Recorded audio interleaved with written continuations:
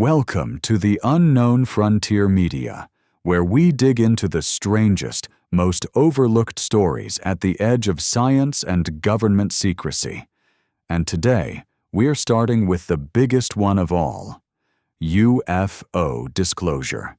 Imagine governments around the world finally admitting that unidentified objects are operating in our skies, and we don't know what they are. For most of the 20th century, UFOs were treated as a joke. Today, that conversation has completely changed. Pilots, military officers, and members of Congress are now saying, on the record, that this is real, it's tracked, and it's not going away. Let's start with the basics. UFO stands for Unidentified Flying Object, a term that's been around since the 1950s. But in recent years, the U.S. government adopted a new term, UAP, or Unidentified Anomalous Phenomena. Officials say the new language better reflects what's actually being reported, not just objects in the air, but things tracked underwater, in space, and moving in ways that don't behave like any known aircraft. The Pentagon even created an office to investigate them, the All-Domain Anomaly Resolution Office, or AARO. This stopped being a fringe topic and became an official government research priority. So why is this suddenly everywhere? On the news, on podcasts, even inspiring big-budget Hollywood films. It starts with the pilots. Over the past 2 decades, U.S. Navy aviators have reported repeated encounters with objects that outperform anything in our known arsenal, moving at extreme speeds, with no visible engines, no exhaust trails, and no obvious means of propulsion. Some of these encounters were caught on military-grade infrared cameras, later declassified and released to the public. Then came the investigations. Congress held public hearings. The Senate Intelligence Committee began requesting briefings. Lawmakers from both political parties stood up and said the same thing. The government has been collecting far more data on this than it has ever shared with the public. This isn't a story being pushed by tabloids anymore.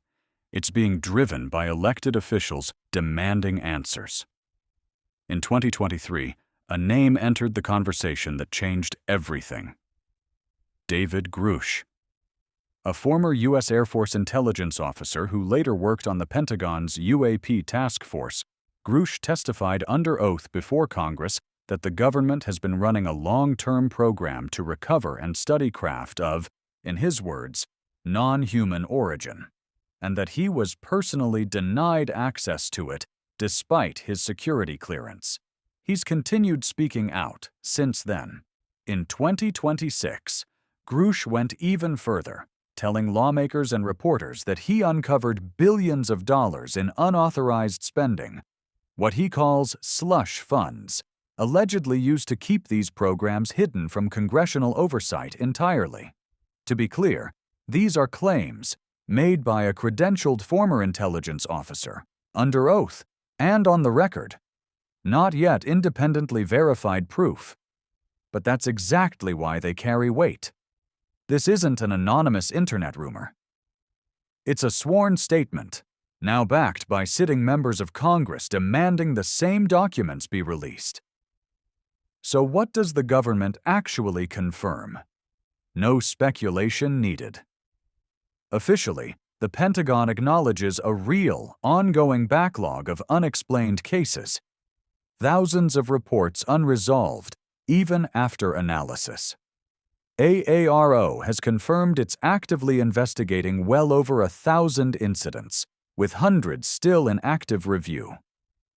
Officials have also confirmed that some of these objects were tracked behaving in ways that defy conventional aerodynamics.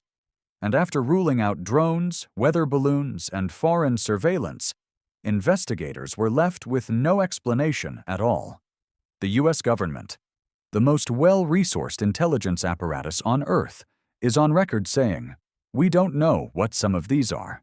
We may be witnessing one of the most important mysteries of our time unfold in real time, not in a sci-fi movie, but in congressional hearings and declassified military footage." Whether these phenomena represent advanced technology, something governments don't yet understand, or something entirely beyond our current framework remains unknown. What's no longer in question is that something is happening. And the search for answers has only just begun. If you want to go deeper into this story, make sure you subscribe, because this is just the beginning.